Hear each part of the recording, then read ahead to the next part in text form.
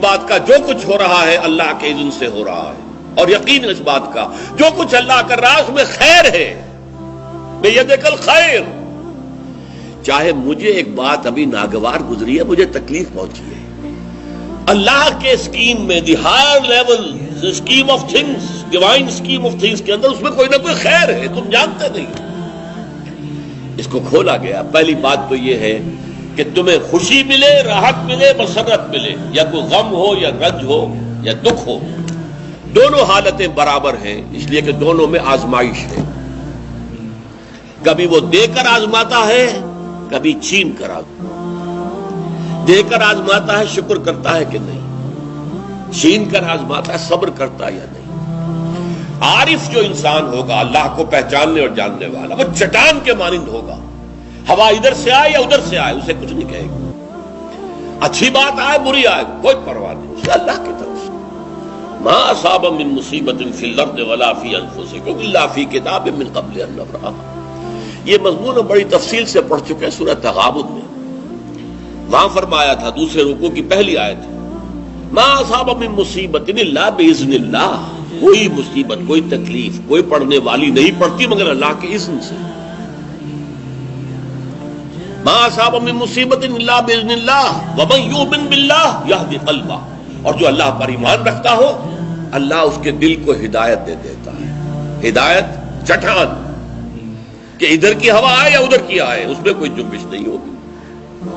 جتنا انسان دیکھیے، ایک ہوتا ہے فوری طور پر ایک ریفلیکس ایکشن کی حد تک متاثر ہو جانا، یہ تو ہوگا، آپ کا ہاتھ جہاں رکھا ہوا تھا کسی چیز نے کاٹا، آپ کا ہاتھ فوراً جو ہے اٹھ کے آ جائے گا، اس میں آپ کے ارادے کو کوئی دخل نہیں ہے، یہ ریفلیکس ایکشن ہے، آپ کی سوچ کو، آپ کے ارادے کو کوئی دخل نہیں۔ تو کسی خیر سے عارضی سا فوری سے مسرت ہو جانا، اور کسی تکلیف سے عارضی سی فوری سی کوئی اس کا تاثر ہو جائے، یہ خلاف ایمان نہیں۔ لیکن اگر یہ پینڈولم زیادہ حرکت کر رہا ہے، خوشی میں زیادہ ادھر چلا گیا، غمی میں زیادہ ادھر چلا گیا، تو جتنا اس پینڈولم کی رینج ہے اتنی ہی آپ خدا سے دور۔ اصل تو وہ چٹان ہوگی کہ جو بالکل متاثر، لیکن یہ کہ فوری سا تاثر یہ قابل معافی ہے، لیکن یہ زیادہ ادھر سے ادھر، ادھر سے ادھر، خوشی ہو گئی تو اترا رہے ہیں، پھولے نہیں سما رہے، پاؤں زمین پر نہیں پڑ رہے، اور اگر غم آ گیا ہے تو بالکل مایوس ہو کر بیٹھ گئے ہیں جھاگ کی طرح، کمر ہمت ٹوٹ گئی ہے، واویلا ہے، شیون ہے، فریاد ہے، ہاں اے فلک پیر جواں تھا ابھی عارف، کیا تیرا بگڑتا جو نہ مرتا کوئی دن اور، یہ فلک ناہنجار، یہ فلک کج رفتار، اس نے ہم پہ کیا کر دیا۔ یہ ساری باتیں جو ہے یہ اللہ سے محجوب ہونے کی علامت ہے۔ اب اس میں بھی درجے ہیں کئی۔ دیکھیے پہلی بات یہ ہے کہ خوشی والی بات ہو، غم والی بات ہو، دونوں برابر ہیں، کیونکہ یہ بھی آزمائش، وہ بھی آزمائش۔ یہ بات سورۃ الفجر میں کہی گئی بہت خوبصورت انداز میں۔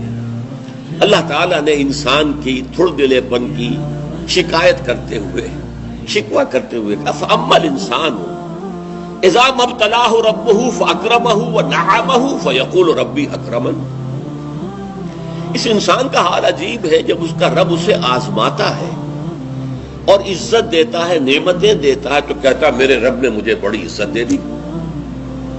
وَأَمَّا إِذَا مَا ابْتَلَاهُ فَقَدَرَ عَلَيْهِ رِزْقَهُ، اور جب اللہ آزماتا ہے اسے اور اس کی روزی تنگ کر دیتا ہے، فَيَقُولُ رَبِّي أَهَانَنِ، یہ کہتا ہے رب نے مجھے ذلیل کر دیا۔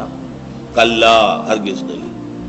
اب یہاں دیکھیے، سوچئے اس نے کیا غلط بات کہی، عزت دی تو اللہ نے دی اور ذلت آئی تو اللہ کی طرف منسوب کر رہا، اس نے کسی بت، کسی دیوی، کسی دیوتا کا ذکر تو نہیں کیا نا، وہ مشرک تو نہیں ہے، پھر کیوں اس پہ تنقید کیوں ہو رہی ہے؟ فَأَمَّا الْإِنسَانُ إِذَا مَا ابْتَلَاهُ رَبُّهُ فَأَكْرَمَهُ وَنَعَمَهُ فَيَقُولُ رَبِّي أَكْرَمَنِ وَأَمَّا إِذَا مَا ابْتَلَاهُ فَقَدَرَ عَلَيْهِ رِزْقَهُ فَيَقُولُ رَبِّي أَهَانَنِ۔ کلا، کیا مطلب؟ یہ دونوں ابتلاءات ہیں، وہ بھی ابتلا ہے، یہ بھی ابتلا ہے، وہ چھین کر بھی آزما رہا ہے، دے کر بھی آزما رہا ہے، یہ تو آزمائش ہے، دونوں برابر ہیں۔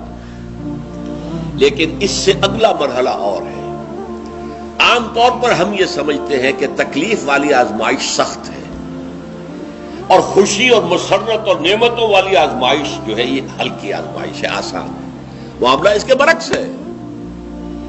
تکلیف میں ہوں گے اللہ کو یاد کریں گے، پکاریں گے، دعائیں کریں گے، اور اگر نعمتیں ہوں گی غافل ہو جائیں گے، بھول جائیں گے۔ کون سا امتحان زیادہ سخت ہوا نتیجے کے اعتبار سے؟ تکلیف والا امتحان زیادہ سخت نہیں ہے۔ مسرت، کثرت ہر شے کی، یہ چیز زیادہ نقصان دہ ہے، زیادہ بڑا امتحان ہے۔ اسی لیے خلق قرآن کے مسئلے پر جب وہ مار ماری گئی تھی امام احمد ابن حنبل رحمۃ اللہ علیہ کو، کہ جس کے بارے میں کہا جاتا ہے کہ اگر وہ مار کسی ہاتھی کو ماری جاتی تو وہ بھی چیخ اٹھتی، اس وقت ان کی آنکھوں میں کبھی آنسو نہیں آئے۔ پھر جب حکومت بدل گئی اور اب دارالخلافہ جو ہے اس میں وہ شخص متمکن ہے کہ جس کا نظریہ وہ خلق قرآن والا نہیں ہے، اب خلیفہ ایک آدمی کو بھیجتا ہے اشرفیوں کی تھیلی دے کر، یہ ہدیہ ہے، یہ نذرانہ ہے، جا کر احمد ابن حنبل کو دے آؤ۔ جب اس نے آ کے پیش کیا، رو پڑے، اے اللہ میں اس آزمائش کے قابل نہیں، یہ آزمائش سخت ہے۔ کہیں سے انعام پا کر حکومت سے پھر حق پر قائم رہنا مشکل ہو جائے۔ یہ ہے وہ صورتحال۔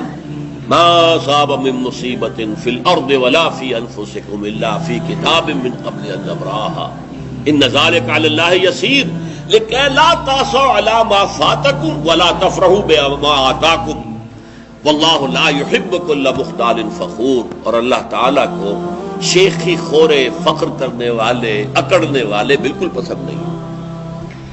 الذین یبخلون ویامرون الناس بالبخل، جو اس حجاب میں آ جاتے ہیں وہ بخل کریں گے۔